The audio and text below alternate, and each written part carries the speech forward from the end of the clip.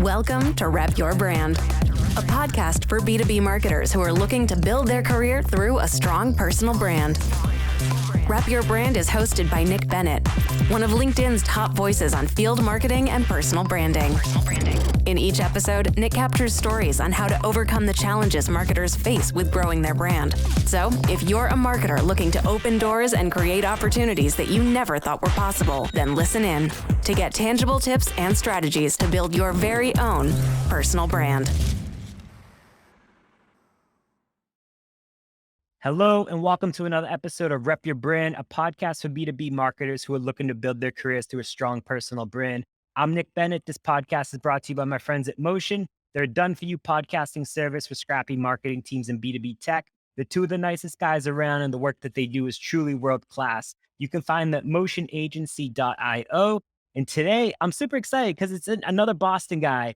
Our guest today is Parry Headrick. He is the founder at Crackle PR. Parry, thank you so much for joining me. I've been a huge fan of yours on LinkedIn for, honestly, I feel like forever now. Well, likewise, Nick. It's a really a great opportunity to finally, talk face to face, as it were, even though we're over the interwebs.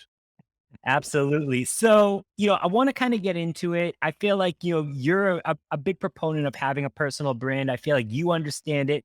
So I want to kind of kick things off with, what does a personal brand mean to you? Like, where do you see the value coming from it? Yeah, to me, I think it's as simple as a personal brand means your reputation precedes you. I don't care whether that's looking for a job, whether that's looking to potentially partner with somebody, if that's a sales engagement. It means that people have seen enough about how you think, whether it's on LinkedIn or TikTok or other platforms. They've seen enough about how you think that they feel like they know you before they actually have that first point of contact. And a lot of that stuff is this whole dark social, dark web thing where it's like, by the time some people reach out, they've seen hundreds of my posts, but I've never once interacted with them. And the way I always describe it, Nick, is that by the time like a CMO reaches out to me for B2B tech PR, they typically say, your posts really resonate with me. I feel like I know you. And then from my standpoint, I'm sitting here thinking, well, that sounds like our deal's almost 70% of the way done, right? All the hard work has already been done because they've seen the ethos of what I bring to the. It's interesting that you mention that because I'll get a lot of DMs that will they'll reach out to me and say, "Hey, I've been loving your content forever." But what's so interesting is they will never comment on a single post that I create. And I know there's a lot of lurkers out there, and those lurkers could potentially turn into business because they have for the company I work for, Alice, and I'm sure it's happened for you as well. Like, what are your thoughts on, how do you actually take relationships to the next level from the content creation that you make on social? Well, the way I view this whole thing is a little bit how like Chris Walker from Refined Labs views it. It's really about creating demand. So for me, I don't do any outreach to anyone. I don't do any prospecting. I don't do any, I don't reach out to people to try to hire them. It's 100% inbound. The people that I hire have come to me. The people that are my clients have come to me. And it's all based on the body of work that I've put out there over a period of time. And so when you ask, how do I take it to the next level? It's really not me taking it anywhere. It's the people I employ, it's the partners that come in, and it's the clients that come in and take that step. And that to me is the essence of a building demand. I spent my whole career for a couple of the largest privately held technology PR agencies in North America. And I would do a whole lot of smiling and dialing. I would, SEO the hell out of those websites. I would do everything in my power to try to get people to be vaguely interested. But the most successful form of demand building that I have seen is in the past 2 years when I went all in on LinkedIn. I've just never seen anything like the engine that it creates. And the people that see, maybe I get 200-ish comments on my post, but I'm getting like 40 to 50,000 views of those things, to your earlier point about these lurkers. So what you see in terms of who's engaged or elected is just the tip of the iceberg in terms of who's actually there, the scope and size of your audience. So for me, it's all about the people coming to me, the outbound or the inbound folks rather, taking that next step versus me taking the next step. I've already done my spade work. I've shared my thoughts. I've given away what I know for free, and they're coming to the well. Yeah, it's such a good point because Chris is someone that I talk to often, and I've always found his whole everything that he thinks and the whole inbound motion. It's like it makes a lot more sense, and I've taken a lot of what he preaches, things that he Yeah. talks about, And I've tried to implement it myself, not only like in my personal life, but also within Alice as well. And it's paid off a ton. And it's just, I don't know why. I don't know, not that people don't believe it, but I feel like the word personal brand, and I've talked to a few people about this, they're just like, it comes across as like a bad word of something that people don't want to talk about. Like, why do you think that is? Well, I think it's because you're turning attention on yourself, but you're not doing it in the ways that I think have the negative connotations, right? So, like, if you're at a party and someone is just blabbing away, like, look at me trying to be the life of the party, like, that's pretty annoying. What we're talking about when we say personal brand is somebody like you or somebody like me just saying, you know what, I'm going to empty out my mental notebook of the 15,000 hours that I've done in my space. And I'm going to pour it all out there for you guys to see. If you like it, terrific. If you don't, that's fine too, but it's not about like, "Hey, look how handsome I am," or "How many friends I have," or like any of that. It's really just more like, "Hey, look at what's in my brain. Look at the contents of my brain and do with that what you will." So that's what personal brand means to me. And so when I think about personal branding, let me just give you some concrete examples of how it's worked for me. So I've just crossed 2 million in annual recurring revenue for my fledgling PR agency that's less than 2 years old. 2 million. I have 15 employees. I have not done any outreach for any of these things. And it's all on the back of my relationships that I've built in the community on LinkedIn. It's 100% that. So people challenge me a lot, like, well, you spend a lot of time on LinkedIn. How do you justify that? I was like, well, 2 million ARR and 15 employees in less than 2 years. That's how. I feel like we need to like print that on a t-shirt or something. I don't own my own company. I'm an employee of an employer. And so like, but I still see the benefits from it, not only for personal gain, but within the company. Like I'll drive $1 million in pipeline myself just from, content creation Sure. organically this year. And it's just like people that don't want to double down is, it's so interesting to me. I just don't see any negatives to it. And something that I've been thinking about a lot, I talk to a lot of high school kids, I talk to a lot of college kids, and one of the things that they'll ask me is, I want to do this. I'm getting out of college. I have no clue what to talk about. Where do I even begin? Like, what kind of, advice would you give to them? Well, it's a good one, especially when we're talking about the younger folks. I mean, I guess it depends on if their major is what they actually want to pursue Right. professionally. And if that is true, they probably have a body of knowledge, even though it's probably early in their career, that some people just simply don't know. So, like, what I always say is, I think there's 82 million or so people on LinkedIn. There is an audience for almost everything. If I was like a breeder of exotic canaries, I'm sure I could find, a couple thousand people who care about the breeding of exotic canaries. And so my point is that the content of your brain is valuable to someone. So you've just got to start laying it out there and having an opinion on things that you care about. If that's going to be your professional direction. And if you start doing that a little bit over time, it's called doing the spade work that produces a harvest over time. It's like going to the gym. People go to the gym for a week or two, they're not losing 20 pounds and not having rippled abs, and they're like, this didn't work. Like it's the same thing with LinkedIn. You can't just go put 2 or 3 posts up and expect that you're going to go viral. It doesn't work that way. You have to put the sweat equity in. But more importantly, you have to do it from a place honesty. You can't be out there posting because your goal is to make money on the followers you generate. The goal is to provide value to people who are like minded and want to learn and share knowledge together. And it's that whole rising tides raises all ships idea. It's like I'm making you guys smarter. I want to follow people that make me smarter. And together we're introducing each other to a whole huge cascading bunch of folks who are smart, who help us punch above our own weight class.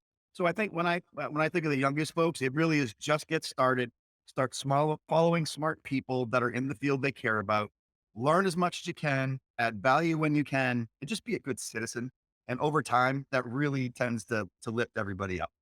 Yeah. Couldn't agree more with you there. It's something where, you touched on something that was interesting there because I feel like we're on a similar path where like, 2 years ago, it was kind of like I went all in as well. I remember it was like March of 2020 and I was working for a company, Clary at the time, big Silicon Valley company that was in RevOps. And so we were in Laguna Beach at a revenue kickoff and Kyle Coleman, who was my boss, was like, hey, like this is all the doors that it's open for me. Like no one talks about field marketing on LinkedIn. Like you should go and do it.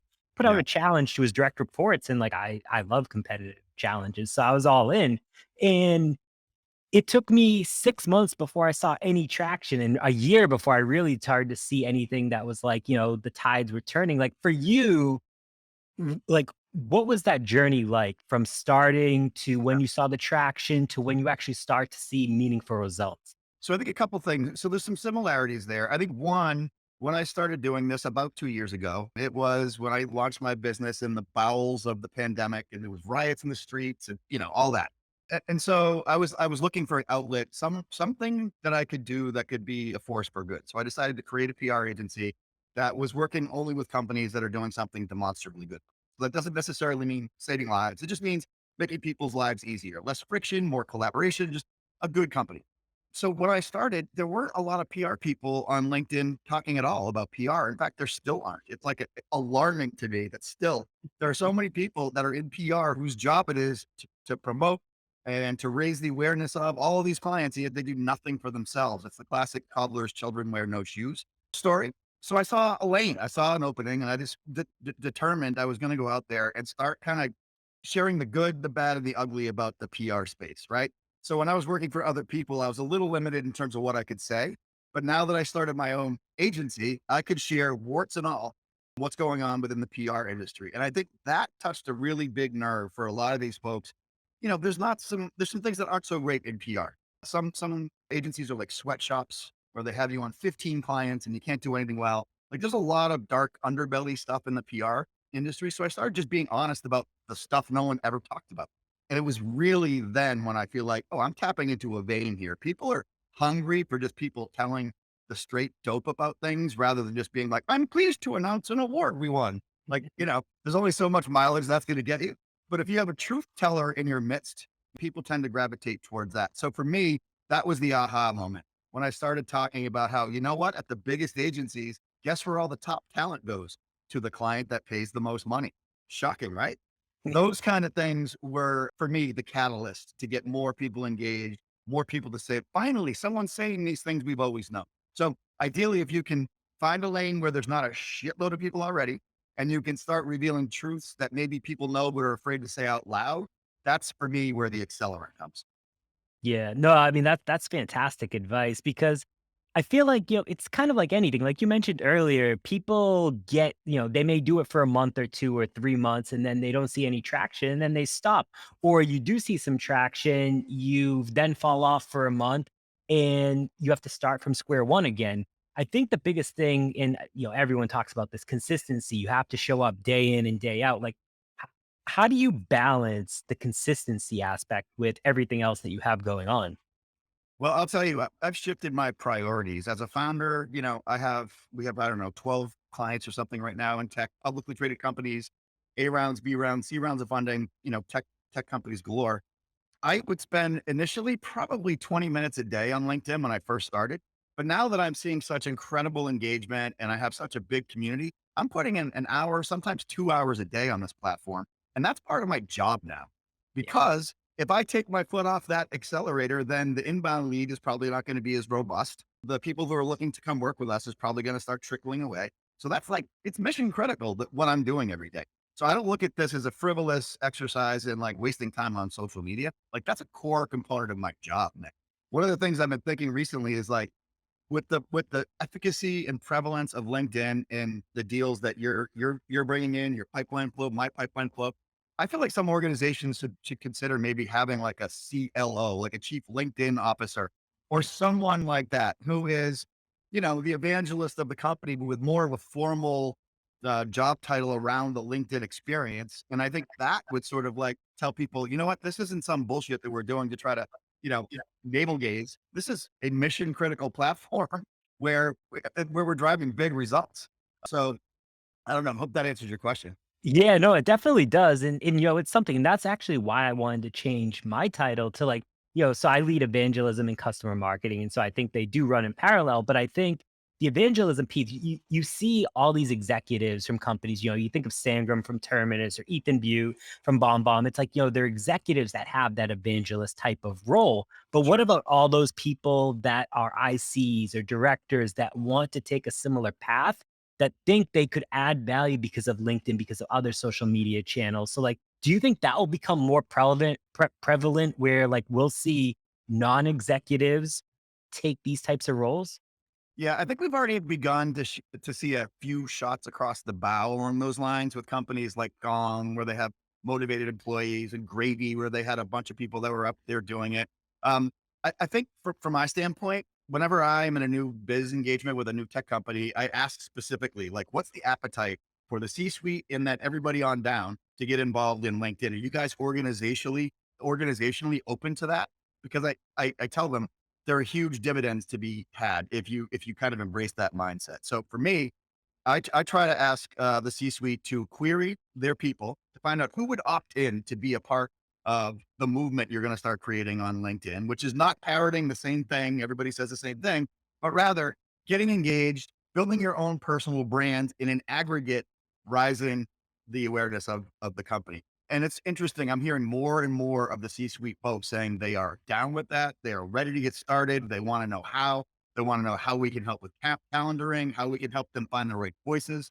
And so for me, I just say get everybody who wants to be involved on LinkedIn, give them some guardrails, set them up for success, and say, off you go. And I just know that the cascading effects in aggregate is so far more important than any negatives that might arise. You might have somebody who maybe posts something that's a little off and you say, hey, Steve, you want to rethink that one a little bit? But for the most part, it's all going to be additive to the brand. Yep. Yeah, I completely agree with you. I actually ran an internal like workshop for our employees, and I did, I thought maybe like 20 people would show up. There was about 110 people that showed up that wanted to start taking this seriously. And that number's dropped off a little as we've kind of progressed. But like the people that have joined this little program that I've built internally have been seeing so much success. And which brings me to my next point, because I do get this question a lot, and I'm sure, your viewpoint might be a little bit different, but for executives at these tech companies that want to empower their employees to build their personal brands, but are scared that they may leave me because they built a personal brand. They're seeing so much success. They're going to get higher paying jobs or better titles. What would you say to that? I love it. So there's a thing that was popular in like the early 2000s in Silicon Valley, and it talked about training your employees. The CEO said something like, what if we train all these employees and then they leave? And the CIO said something like, well, what if we don't train them and they stay? And that was a pretty big eye-opening moment for a lot of folks, right? So what I always tell my people is, listen, I'm under no illusions that you're going to retire at Crackle, right? You're probably going to have 2, 3, 5 more jobs before you're done. But while you're here, you might as well work on your own personal brand, which will benefit me. And then it will also arm you for future successes, right? I mean, you can't, I was thinking the other day, um, that your job is temporary. Your personal brand is for life. So you take that with you from job to job to job, right? So it's not just the job that you're doing for the place you're at now. So I want my people to be out there, build an audience, get that halo effect on what they're doing, whether they're with me or somewhere else, because the measure of a truly great place to work is that you set your people up for success for the rest of their lives. So that's how I view it. And it's a hard leap for a lot of people because they say, well, what if my people are out there saying smart things and they get poached? Well, then congratulations. You had smart people who are working for you. You did a good job. Like pat yourself on the back and bring more people into that fold.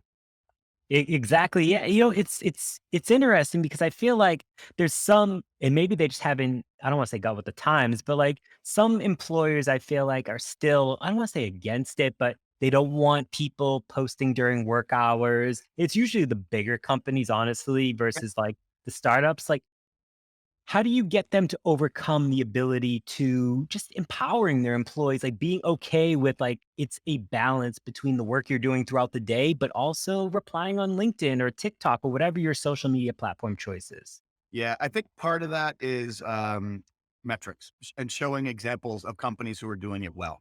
And then finding 1 or 2 people in the company to become the LinkedIn champion and then showing the results of that individual or those 2 individuals over time using something like Shield, looking at some of the analytics, like to see where these new deals are coming from. Like in your case, you're building pipeline, right? And that becomes a lot easier to justify the time you put out on LinkedIn when you're seeing some tangible evidence. And unfortunately, that's just the way some people are going to be. You have to show them before they buy in. So in those cases, incremental wins, incremental gains is the way to like their heart. You just have to show them the money and they'll get on board.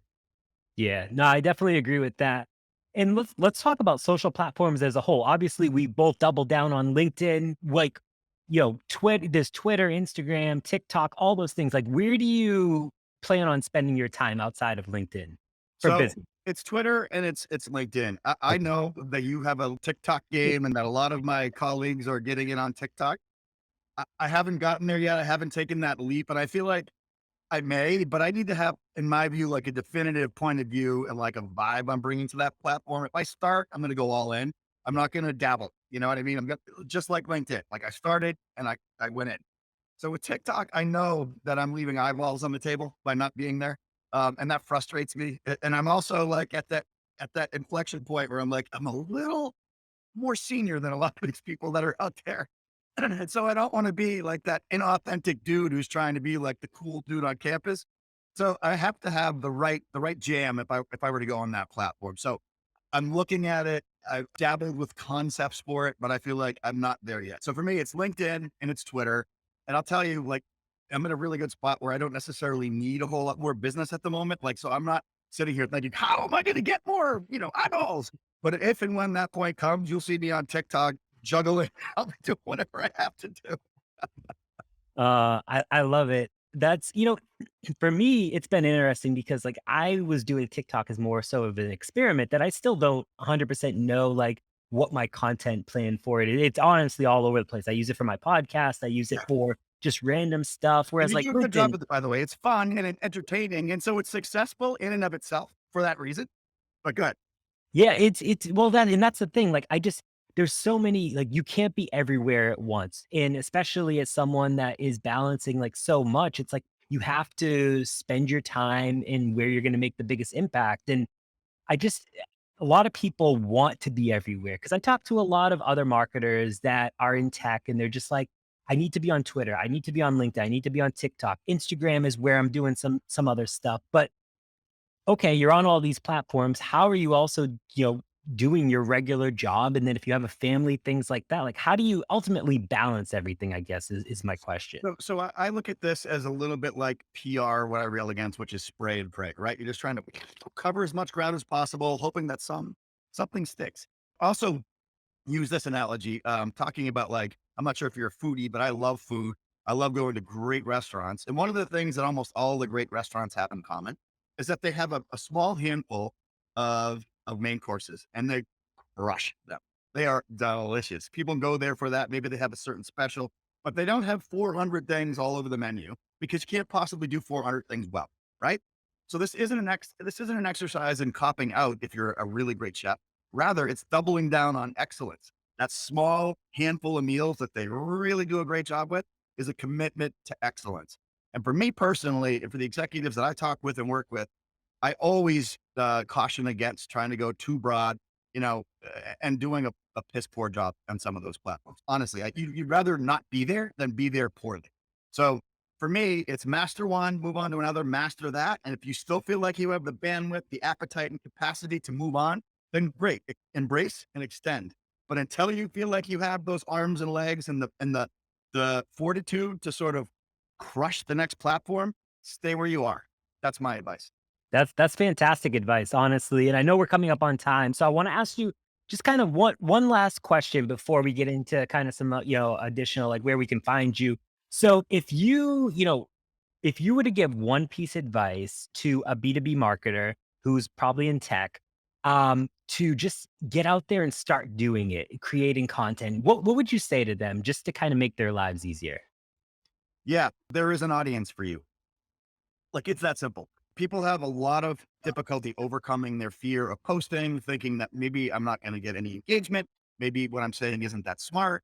Maybe this will fall on deaf ears. Maybe I won't have enough content. There's like excuse after excuse after excuse you come up with to justify not doing it.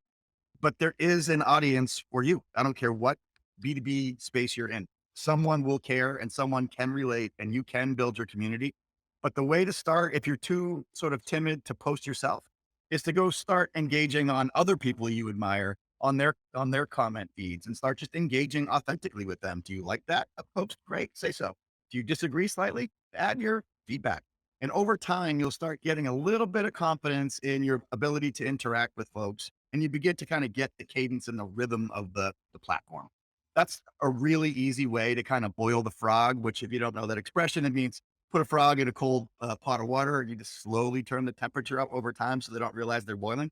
Like that's a way to boil the frog with your LinkedIn approach is comment, comment, comment, get engagement in the comments. And then over time, say, you know what, I'm going to take a leap and you post. And I think that's the biggest barrier is that initial post that some people just can't get themselves to do unless it is, please, we just won an award today. And no one gives a rat's ass about that. That's fantastic advice, seriously, because I think that is something that people really, really struggle with. But as we continue to go through this digital first world that we're in, I think it's just going to be more and more important. So, Parry, thank you so much for joining me. Where can people go to find you, connect with you, learn more about Crackle? Like anything that you want to plug here, feel free. We'll add it to the show notes as well. Sure. So Crackle PR is our website. We do tech PR for a variety of companies. You can find me on LinkedIn. Just put my name in, Parry Head. And you can find me on Twitter at P Headrick is my handle. So that's it. Fantastic. Thank you so much for joining me. Honestly, it was a pleasure anytime I get to learn from you. So thank you again. Thank you for listening to Rep Your Brand. Make sure to subscribe on Apple Podcasts, Spotify, or wherever you listen to your favorite shows. And if you learned something new today, it'd be great if you left us a review. We'll catch you next time.